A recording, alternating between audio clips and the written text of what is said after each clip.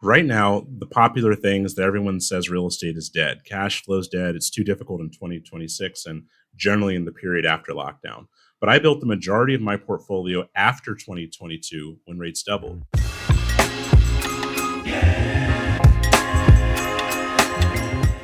I started with $12,000 in my initial investment. And over time, I turned that into 12 million plus dollars worth of real estate. That's asset value, not the equity value. The catch is that it took 11 years and countless hours of study and research and a lot of work in my regular job and work learning in general. In 2015, I started saving for my first rental property. My first deal was a 3.5% down FHA loan for a house hack. The idea came from a casual conversation with a coworker who mentioned that he'd bought his first house in a city called Hyattsville. It was just outside of DC, and he'd paid way lower prices than I was seeing in the DC area. So I called up a realtor. I didn't even have a car, but the realtor drove me around in his car, which in hindsight is pretty funny. And hats off to him for having the hustle to do that.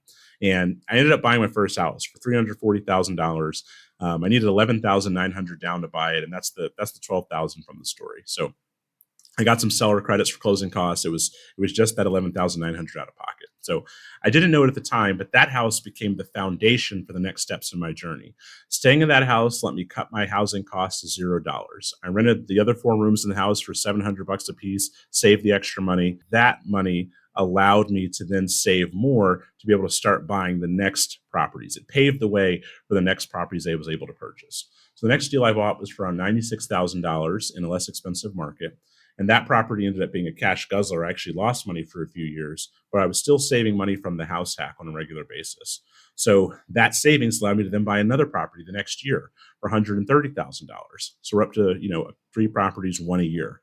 So it was a slow and steady progression that didn't seem like I was headed towards having a large portfolio, but I bought that first house and continued growing from there.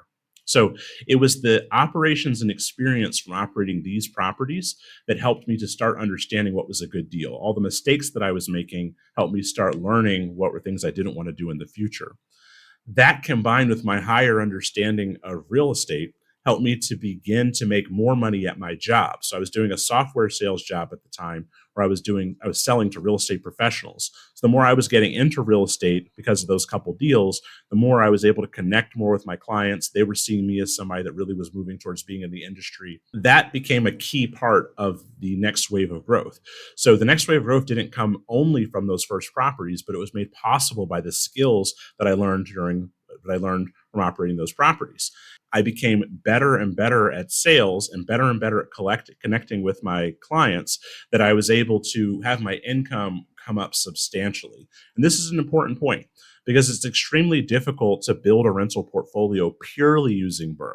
A lot of times you're going to have to bring in more money from somewhere. Some people raise capital. Some people start an active income business. I relied on a W 2 and becoming a highly compensated, highly effective salesperson. But in any event, the money that I was able to get from that work and excelling in the job, getting up into the $200,000-300,000 a year range, allowed me to put down payments down for conventional loans on more properties. So I started putting 20% down on $100,000 homes in the Baltimore market. And at the time, I saw them as turnkey rentals. That's what I started accumulating. So I kept going until I had about 16 properties and 16 units and enough cash flow to cover a good chunk of my expenses. So once I was able to cover about half of our monthly expenses, I decided that that was enough to take the plunge into doing real estate full time. So that initial foundation is only a small part of what our portfolio is today, but it gave me the confidence to jump in, trying to do something different, which was BRRRR, which I'll talk about more in a moment, but trying to really build a portfolio and work on doing this full time. So I did a cash out refinance on some of those original properties in order to put together $100,000 of seed capital to begin doing the BRRRR investing. So doing BRRRR wasn't a smooth path, and I have numerous videos about all the mistakes and problems I ran into along the way, but eventually it became a repeatable process where I started being able to add a new property every 4 to 6 weeks, one after the other.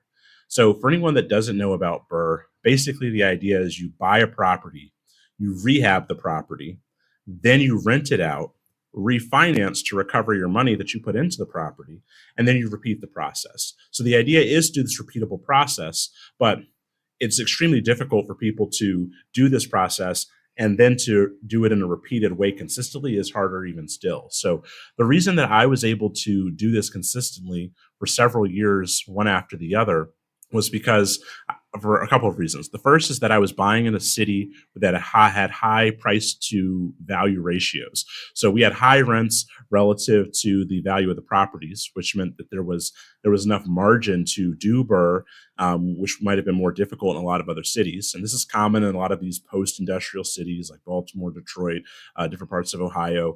But if it's hard to invest in those areas, but you do have enough yield that you can invest there and you can make things like BRRRR work. I was able to make a repeatable business model by focusing on lighter cosmetic renovations and focusing on houses with the same floor plans. Because I knew the house already and knew what materials I needed and how long the renovation was going to take, we were able to keep perfecting every part of the process, do it in a faster, more repeatable way.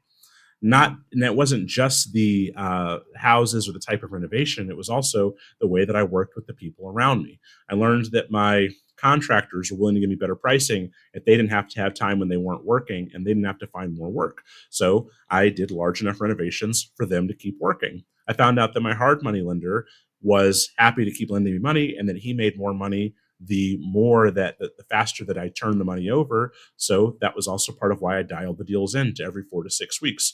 I learned that the refinance lender didn't want to give me any money. They don't want to do a cash out refinance. So I learned that it was better to borrow the money from the hard money lender up front so that I could do a rate and term refinance instead of a cash out refinance. And in that way, I was in a lower risk category for the refinance lender as well.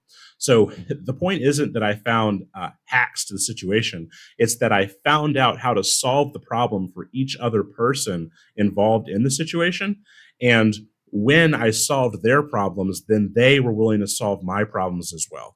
So because I solved the issue for them, they solved the issue for me, and we were all able to go on this journey together. And it got to the point where we were doing anywhere from 12 to 20 deals a year, 24, 2020, 25, and here in 2026 as well, when the vast majority of our growth occurred. We did buy quite a few properties in 2023 as well, or a couple properties in 2023 as well, but the bulk of it was in those couple of years, 24, 25, and here in 26.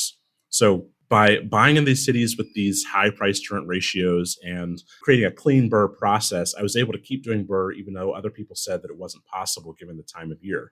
And every component of this was important.